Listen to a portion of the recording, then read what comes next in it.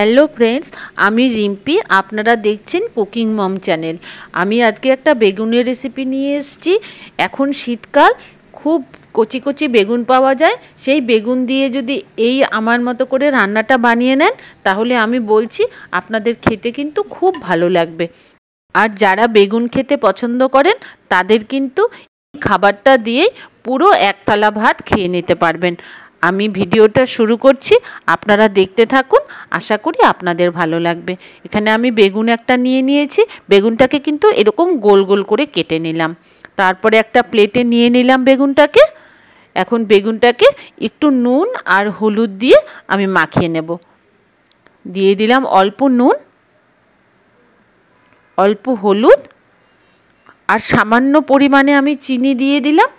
এই চিনিটা দিয়ে দিলে আমি শুনেছি বেগুনে একটু তেলটা কম টানে। এখন কড়াইতে তেল দিয়ে দিলাম। এটা আমি সরষের তেল ব্যবহার করেছি। তেলটা যখন গরম হয়ে গেছে তখন কিন্তু একে একে আমি সব বেগুনের পিসগুলো এখানে দিয়ে দিলাম। এভাবে কিন্তু কম তেলে বেগুনগুলো ভেজে নেওয়া যাবে। আমি কিছুটা বেগুন এখানে দিয়ে দিলাম।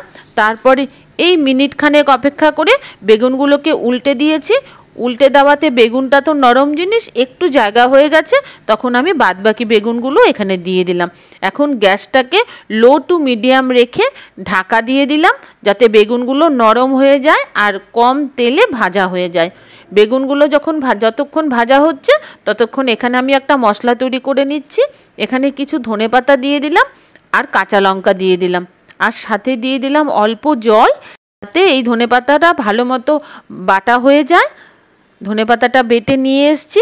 এরকম একটা স্মুথ পেস্ট তৈরি করে নিতে হবে। এতক্ষণে কিন্তু আমার বেগুন ভাজাটা হয়ে গেছে। দেখুন বেগুনটা এরকম কিন্তু একদম লাল লাল করে ভেজে নিতে হবে। দেখুন ভাজাটা কীরকম হয়েছে। সব বেগুনগুলোই কিন্তু একসাথে আমার ভাজা হয়ে গেছে। এখন আমি নামিয়ে নিলাম। আর বেগুন নরম জিনিস, দেখুন বেগুনটা কিন্তু নরমও হয়ে গেছে। আমি একটা কাঁটা চামচ দিয়ে আপনাদের দেখিয়ে দিচ্ছি, বেগুন কিন্তু অনেকটা নরম হয়ে গেছে।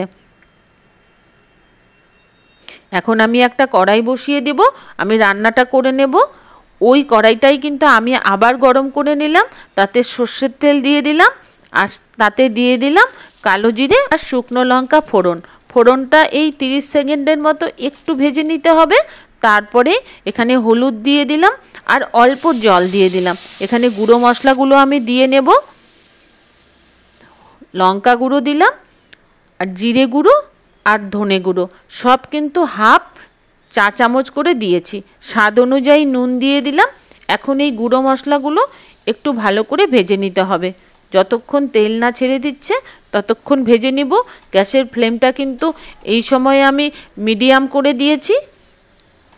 তারপরে যখন গুঁড়ো মশলাগুলো ভালো করে ভাজা হয়ে গেছে তখন ধনেপাতাটা আর কাঁচা লঙ্কাটা যে বেটে রেখেছিলাম সেটা দিয়ে দিলাম।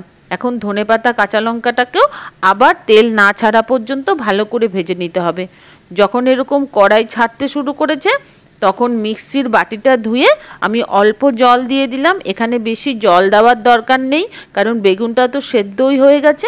খালি মশলাতে দিয়ে একটু এপাশ ওপাশ করে নিলেই হবে। এখন ভাজা বেগুনগুলো আমি এখানে দিয়ে দিলাম। যখন জলটা ফুটে গেছে তখন আমি বেগুন ভাজাটা দিলাম। দিয়ে আবার একটু ফোটা পর্যন্ত অপেক্ষা করেছি। যখন ফুটে গেছে তখন বেগুনগুলো কিন্তু সব উল্টে দিলাম। উল্টে দিয়ে ঢাকা দিয়ে এই মিনিট 5 মতো রেখে দিয়েছিলাম। 5 মিনিট পর দেখুন আমার বেগুনের রান্নাটা কিন্তু হয়ে গেছে। এটা কিন্তু খেতে খুব ভালো হয়। আপনারা কোনো দিন যদি খেয়ে না থাকেন আমি বলবো আমার কথায় একদিন খেয়ে দেখবেন, নিশ্চয়ই আপনাদের ভালো লাগবে। আর আমার এই ভিডিওটা যদি আপনাদের ভালো লাগে প্লিজ একটা লাইক করে দেবেন।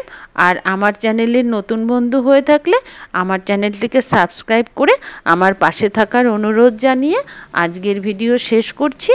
ভালো থাকবেন, আবার আসবো নতুন কোনো রেসিপি নিয়ে। Thank you.